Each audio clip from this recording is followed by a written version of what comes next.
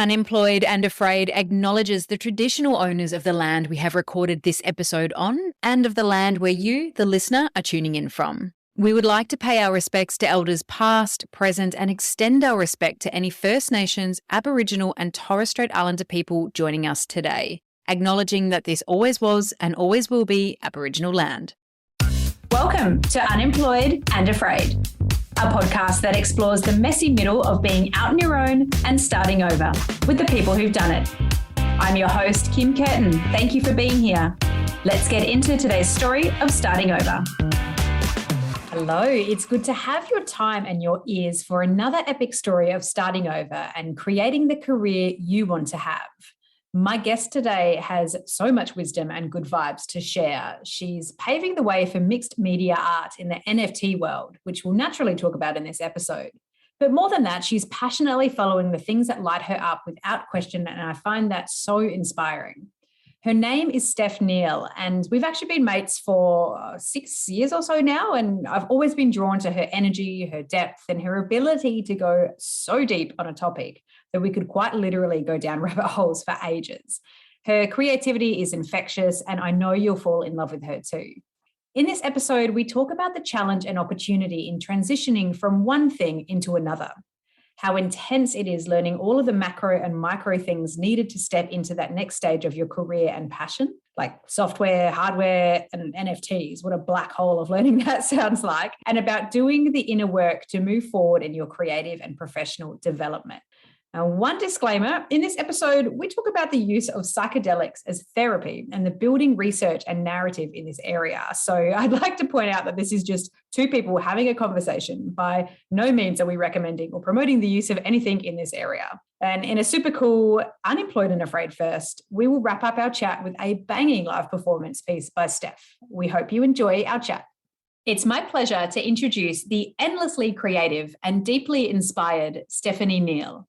Stef is a Sydney-based self-taught artist currently creating an engaging blend of photography, digital art, and spoken word poetry into a unique collection of NFTs that are blowing up the digital world. I won't ruin her story of becoming, but this blending of new talents and established talents have enabled her to expand on her creative possibilities and use her imagination without restrictions. She believes that you can create anything that you see in your mind. And I think you'll see by her work that she absolutely does just create the most fantastical areas of her mind into real life. Her images, although heavily influenced by nature, reflect her playful demeanor. They're a beautiful representation of the confluence between the familiar and the fantastical. She's crazy fearless in growing her artistic expression, recently pushing herself to perform spoken word in front of a crowd, which I'm sure will make most people's palms sweaty just thinking about, and is growing fast within the world of NFTs and all things digital art. I cannot wait to hear your story of pursuing the direction your art pulls you towards. Stef, welcome to Unemployed and Afraid. Thank you for having me, Kim. It's my absolute pleasure to have you. I could talk to you all day, and I think we were at risk of never pressing record. So just to kick us off, before photography, before digital art, who were you and what were you doing?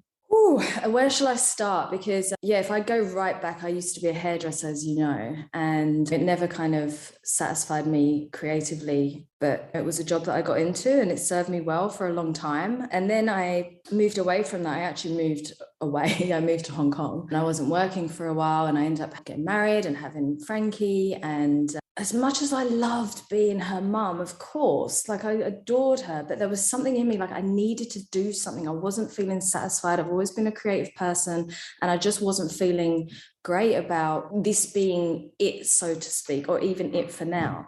And at that time, people were putting food pictures on Instagram, and I was seeing a lot of that, and I was really heavily into my own cooking. So I decided I would do that. And I look back and laugh now because the pictures I took were just absolutely ridiculous. Like I would get like a plate of food and put it on a tea towel outside and be like, yeah, that's a banger. But through that, I ended up creating a recipe app. So people were saying they wanted my recipes, and we were thinking about doing an ebook. But then I ended up creating a recipe app, which was a gluten, sugar, dairy-free recipe app, which essentially was a cookbook, but in app form. And then through that, I taught myself how to take food pictures, and I became a food photographer. So for a long time, I was working as a food photographer, stylist, recipe developer. I worked for Woolworths for quite a long time, various other clients like cafes or restaurants, people creating their own apps with their own recipes that they wanted to shop. So yeah, that was what I did for quite a long time. And I guess the part I liked about it the most was pulling it all together. I liked the styling. I'd get like so fancy with it. It's ridiculous. But I really enjoyed the aspect of the art, I guess, behind it, and then taking the picture and editing the picture and seeing the final product. What I got tired of was the recipe development and working to other people's briefs. And over time, I just actually became quite repelled by it. Like I just didn't want to do it. And then funnily enough, the universe served and all of my work dried up. And at that time I was working a lot on myself. So I guess that was what needed to happen at that time. But yes, that's where I was back then. I was working as a food photographer, stylist, recipe developer. There's a couple of areas there that are just so intriguing that I'd love to unpack a little bit further. I'll go back to the beginning. When you were first picking up the SLR, I'm going to assume it was a fancy camera, and you were picking that up for the first time to shoot your food in a bit of a different way, to get a little bit more professional. That must have been pretty overwhelming. Like, where do I start? How do I make this great? Actually, what happened, and what's happened a lot of the time, is you'll find that there's nice people that want to help you. Generally, if you want to ask for help, it's there. And a friend of mine who's a photographer literally just came over to my house and was like, this button does this button does that, this does this, and just gave me the absolute basics of how a camera worked. And I just ran with that really. And it was just a case of experimenting and playing around. So yeah, that's what I did. I just got those basics down and then just ran with it really. I love that because, often we see that end result, that beautiful photo, or what happens from then to the next thing. And you think, oh, I could never even get started. But I love hearing that you just had the camera and went, please, someone just show me what to do, and then practiced. I mean, there's so much of this work is practice. It's funny though, because even now, I don't really, I mean, I am a photographer, yeah, but because I've had no sort of formal training or anything, I've just taught myself. Sometimes I'm like, I'm just winging it. Like, I'm like, thankfully some pictures come out fine and I really like them, but I don't really know what I'm doing. I guess if you've got an eye to a degree, then you can do that. But yeah, by no means am I an absolute photography expert even now.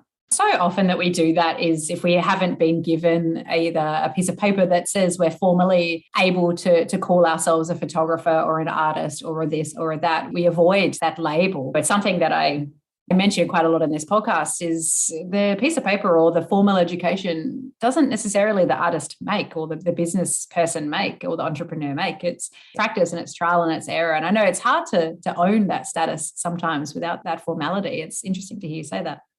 Yeah, I think a lot of people feel the same way, don't they? Like everyone has imposter syndrome. And even if you've got the piece of paper, I think people suffer with that, not believing that they're actually good at what they do. I think that's natural, and I think it just keeps us grounded, I guess, to not think, I'm so shit hot. But yeah, I reckon everyone suffers from that to a degree, don't they?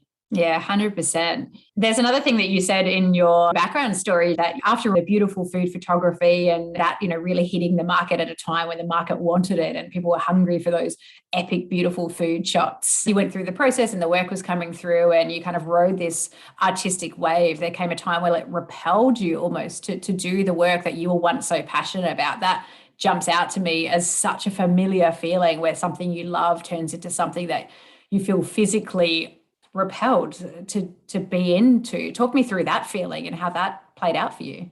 I think what it comes down to is I've always enjoyed being creative. So I've always been drawn to anything that allows me to explore my creativity. But ultimately, some of the things I've dipped my toes, well, I say dip my toes, I've had full careers with them. But I think it's just a realization that comes where this isn't sating me. This doesn't make me truly happy. And once you kind of realize that, I don't know, I've never been the person to be, ultimately my work really, really does fill me with so much joy. So that's the thing that genuinely makes me so happy. And even from being a kid drawing, like that was what made me happy. It was my escape. I loved the process. I loved the outcome. Like it genuinely filled me up. So for me personally, when I've come to the realization that this isn't filling me up anymore, then I just don't want to do it. Mm-hmm. I don't want to do it anymore. So yeah, I did feel really repelled by it. And I felt like I was getting irritated. Like I'd go to like cafes and I'd be like, these plates are shit. And like various things like that. And I was like, this isn't cool, like I'm going in and I've got this amazing opportunity to do this work and I'm just not enjoying it and I'm not feeling grateful for it. Instead, I'm feeling irritated by it. So coming to where I am now, like there's no part of me that ever feels that way anymore. I feel really content and I really don't see it wearing off this time, which is a really good feeling. The universe, as it often does, comes in to push us along the journey in a little way. So you said that the work started to dry up. So at that point, I guess you're facing what's going to be next. Where did you get started at that stage? Well, so I decided, because I didn't have any work on, that I would work on myself. And I was kind of delving into that anyway, just, taking a bit of a deep dive into me and working with a therapist as well, which was awesome. I had a few little experiences. I read a book called How to Change Your Mind by Michael Pollan. Obsessed with that book, obsessed. Yeah. And if you haven't read it, read it. And if you can't be bothered reading it, watch the Netflix series. Yes, go. Yeah. Sorry to interrupt you. It just came out, didn't it? So I read that book and it was everything just felt really aligned. And I'd actually done mushrooms before, like in a kind of party setting, I guess, and just sort of giggled my arse off for a while. But anyway, I read this book and I was really intrigued by what they were saying, how it could be used for therapeutic reasons. And anyway, I decided that this is what I was going to do. I was going to take doses of mushrooms and fully go inward, put an eye mask on and just see what was going on, essentially. And I took everyone was saying, oh, you microdosing? I was like, no, I was macrodosing. So take relatively high dose and put an eye mask on. And what came from that, there was so much that came from that. I had so many epiphanies and just those incredible experiences that are just ineffable, really. But one thing that came from that was that I needed to create art. And it was so loud and so clear. And I could see all of this imagery in my head. And it was a real turning point for me, because as a child, I'd always insisted that I'd be an artist. I never, ever, ever swayed from it. So hearing this or feeling it, whatever it was, it's hard to explain, but something was triggered in me and I could see all of this imagery and I had no clue how to make it. But as soon as the mushrooms kind of wore off, I wrote a plan. And the plan was to learn how to create what I was seeing. So I had to learn Photoshop, and I wanted to merge the photography I was doing already with digital aspects of it. So yeah, I just set out to learn Photoshop and I just made that my mission, and I watched YouTube tutorials every single day. And it was both so exciting to feel something was so right, but also really annoying, because I would watch these YouTube tutorials and something inevitably would always go wrong, and I'd spend 2 hours Googling why is clone stamp grayed out or whatever it might be. So it was a bit of a mission, but that was where I went. And since then, I've just been learning lots of different programs and constantly learning, but I love it. I love all of it. I'm so grateful you shared that experience. I think it's just incredibly fascinating. It would be remiss of me not to remind listeners that if you're interested in having a psychedelic experience or psychedelic therapies, please go speak to somebody. We're not experts in anything like this, but yeah, guided therapy with psychedelics is just such an interesting profession, I guess, modality that's coming down the line from other slightly more progressive markets than the one that we happen to reside in here in Australia. But the opportunities to take away the filters in your mind that might be restricting how you're feeling are very, very interesting. So yes, I'd encourage listeners to do their hashtag own research on all of that, but start by reading that book. But thank you for sharing your journey with that. It sounds a little bit scary, I'm not going to lie, laying down, taking a high dose of mushrooms and whacking an eye mask on by yourself. Like, to be honest, I wouldn't actually do it again. Like, I feel like I've had my time with that and I wouldn't really go there again. I don't need to, but wow, I got a lot out of it. But what you just said then about the filters, that is actually what happens. So when you take mushrooms, they did a study in Hammersmith University in London, which showed that there's a part of the brain called the default mode network where the ego lives, and that's essentially your filter. And that is actually what is closed off when you take mushrooms. So yeah, it's so interesting to kind of see, what else is there when that part of the brain isn't constantly directing us.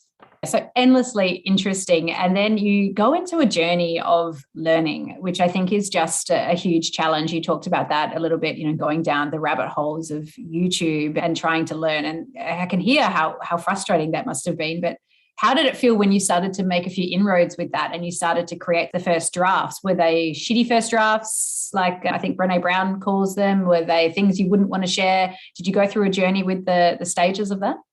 Actually, I was pretty happy with the first ones. And then I was just going back to what I was saying before about when I first was taking the food pictures and on the tea towel in the garden. I was pretty happy with those as well. So I don't know what that says. I did post them.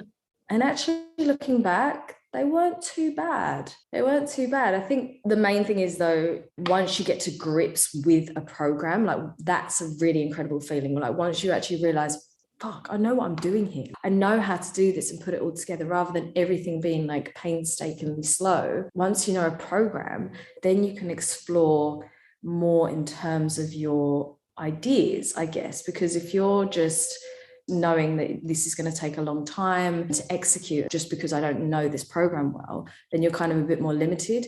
So yeah, that's been a game changer for me. And now I'm back to square one because now I'm learning all of these other programs and I have no clue what I'm doing. So yeah, it all just comes around again, doesn't it?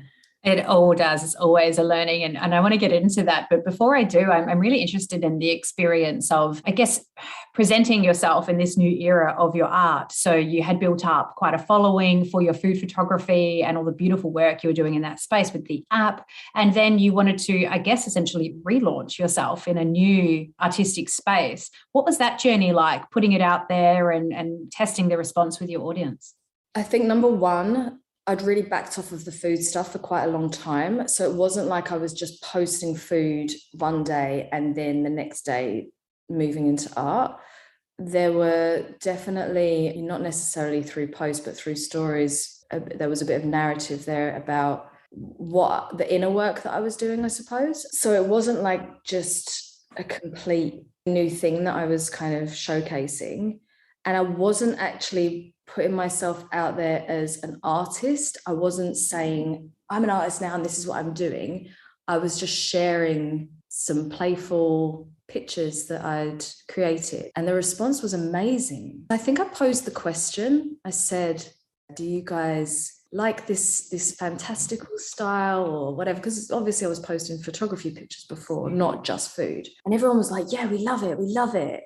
So it was really encouraging to have that kind of response. But honestly, it didn't really matter to me that much. Obviously, when you want to make money from something, you want people to resonate with it. But at that time, it was resonating with me so hard that it kind of was neither here nor there, whether people enjoyed it or not. Obviously, I was grateful that they did.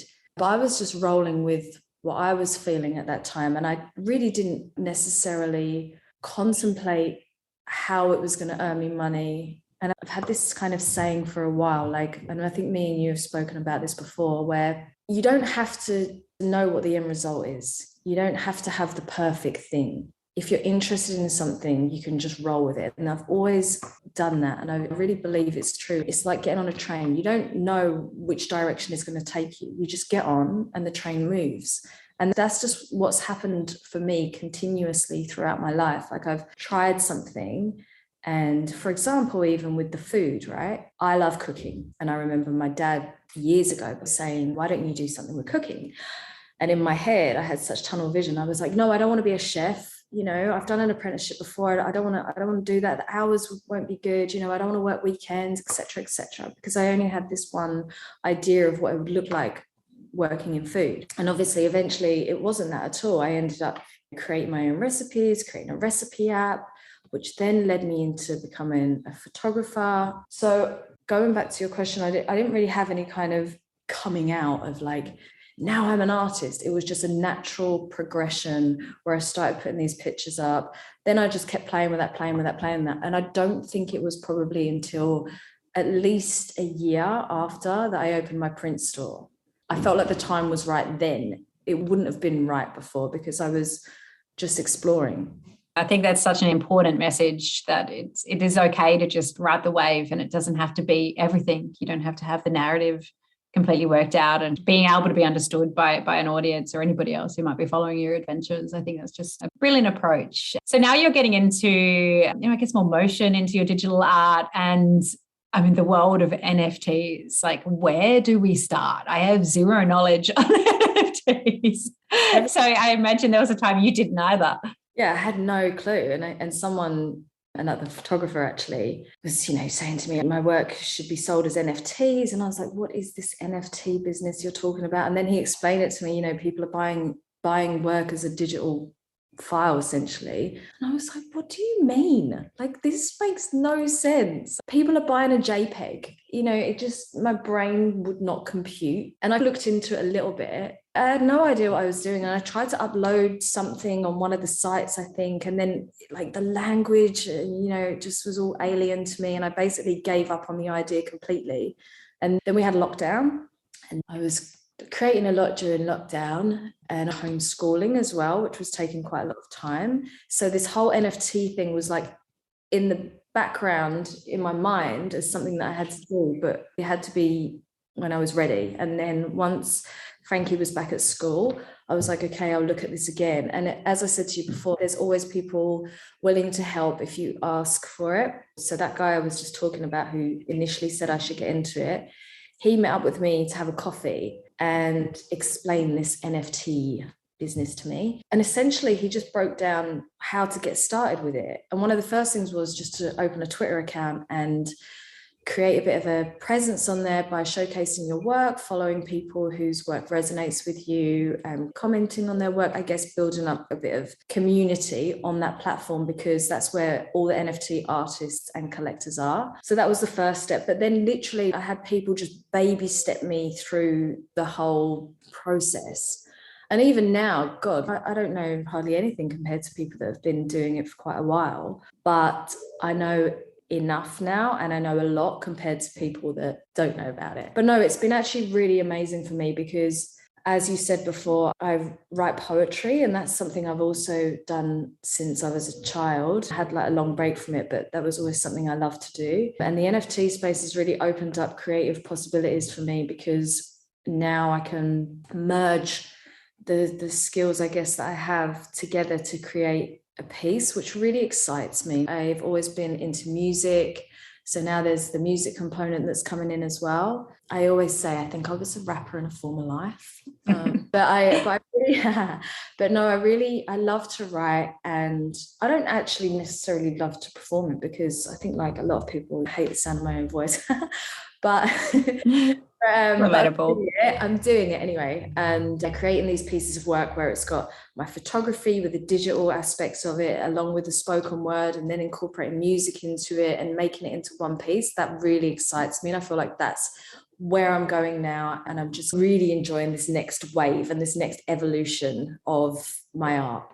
What was it like seeing the first piece that you pulled all those elements in together come together, and what was it like to show somebody for the first time?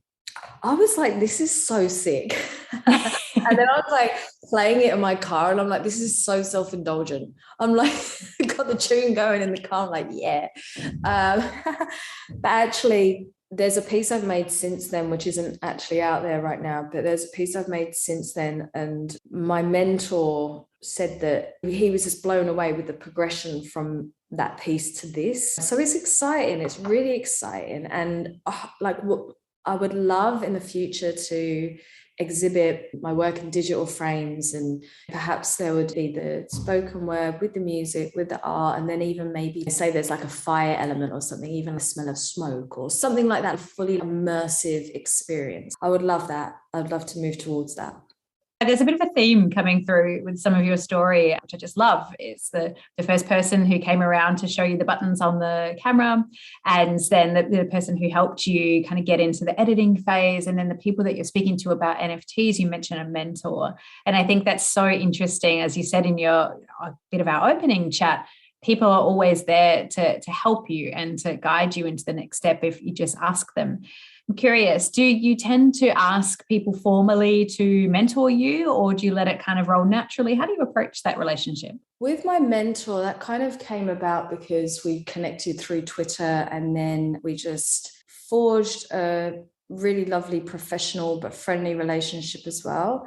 And he's just been really great. Like, he has got exceptional taste in music and art, so he's really great to throw my ideas at, and he's brutally honest with me. Like, if he thinks something isn't up to par, he tells me. So when he says, like with the piece I mentioned before, he was just blown away by it. So that it's really good to have someone whose taste, I guess, that I trust in, and also knowing that he's so honest. But yeah, I guess the English in me doesn't necessarily, I don't ask, and I'm also not being around the bush. I guess I just have conversations with people. And what I've found actually in the NFT space specifically, because it's such a new space for everyone, so everyone realizes that they didn't know anything a year ago or 2 years ago. So everyone's been through that learning curve pretty recently of understanding what the space is about. And for some beautiful reason, everyone is super willing to share. So there's a real lovely energy of no one wants to keep it for themselves. I don't know, it's real cheesy, but like, if you smile at someone on the street, that smile is contagious. Like, if you smile at someone, they'll probably go and smile at someone else, or maybe they will. I like to think they will. And with the NFT space, that's what it's like. Everyone is really supportive and happy to share their knowledge. For example, if you're going to mint work on a new platform, or with your own smart contract or something like that, everyone is just willing to share their information, send you their numbers, let's jump on a call, I'll talk you through it. That's just the energy within the space, which I think is really, really refreshing and really lovely. That is really refreshing, because we should all be sharing our knowledge to be able to help others grow on that journey, because it lifts us up as well. There's no sense keeping all this stuff secret. That's very cool to hear you doing that. What's been your biggest learning curve or challenge on the journey so far? Learning curves are my life, because I'm constantly, as I said before, learning new programs, or even just upping my skills in the programs that I already know. So that's just a given for me right now. One of the main things that I struggle with, or have struggled with, is I'm not a very organized person. I would say I'm quite chaotic most of the time. And you know, my brain is always moving on to the next thing, always distracted, unless I'm actually working. But then I have to get to that point where I'm actually working. So one of the main things for me is discipline. I have to be really disciplined. And what that looks like for me is exercising in the morning early. So that's out the way and it's done. And if it's out the way and it's done, not only do I feel really good and feel motivated and energized by it, if I don't do it, I feel my creative juices don't work as well anyway. And I think in the back of my head, I'm like, oh, I really should go and move my body. So that comes into play. So exercise is definitely a big part of getting me in the zone. And then really being regimented about, okay, now breakfast, now this, and working out my time for the day, writing a list, because also I pick my daughter up from school at 3:00.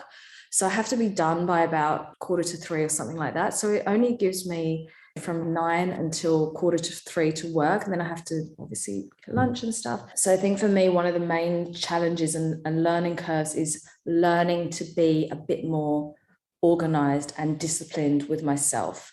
And I tend to procrastinate as well. And I think that comes from me feeling like I don't want to fuck something up. So I have the idea in my head and I'm like, I can see it and I get really excited about it. And then I'm like, oh, I don't want to start in case it doesn't work out like that. So I'm hesitant to actually get going with it.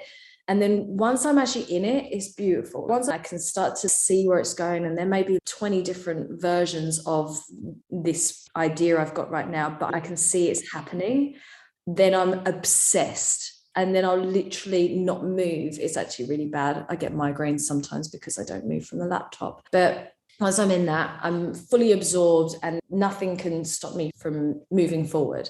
But it's just getting to that point. And I have to constantly remind myself, because I have this little voice as well that says to me, that last piece you made was the best piece. You're never going to make anything like that again. Like, you're just not, Stef. So I have to shut that voice up as well.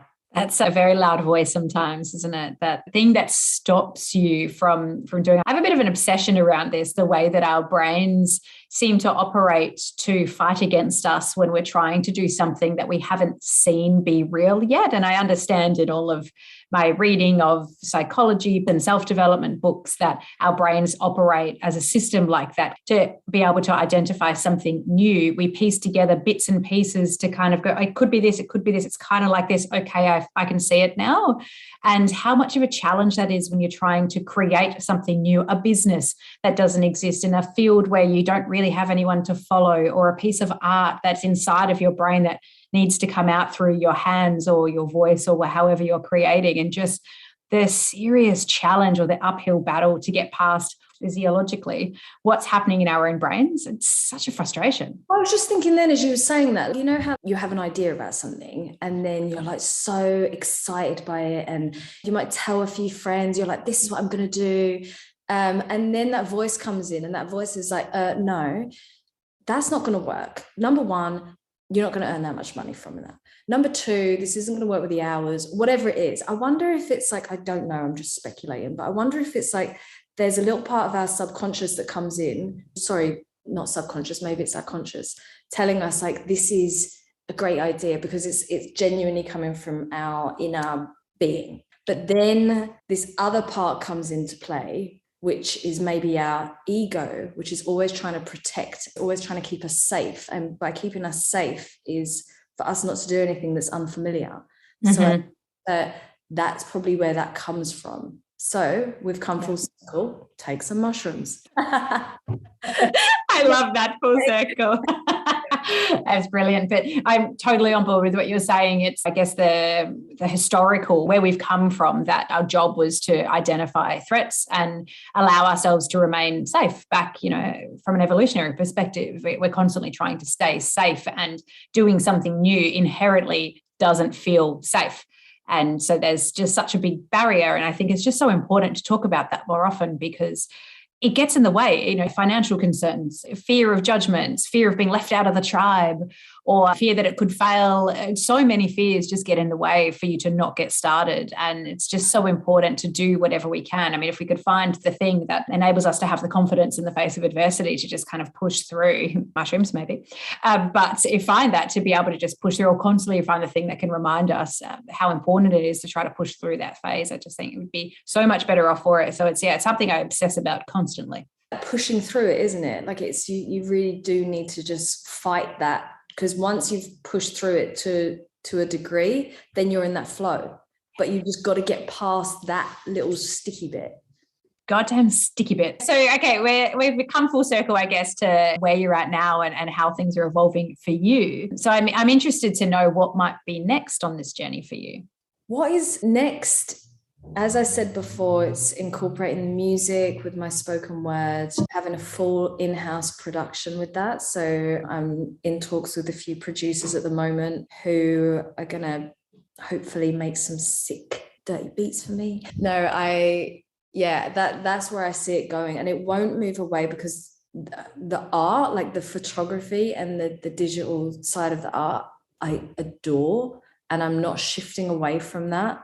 I'm just adding some more bits in. And I feel like it's really interesting because sometimes I get really creatively blocked, and that is just an absolute punish because it just feels bad. And I've kind of learned that the answer is not to sit on my laptop berating myself to find an idea.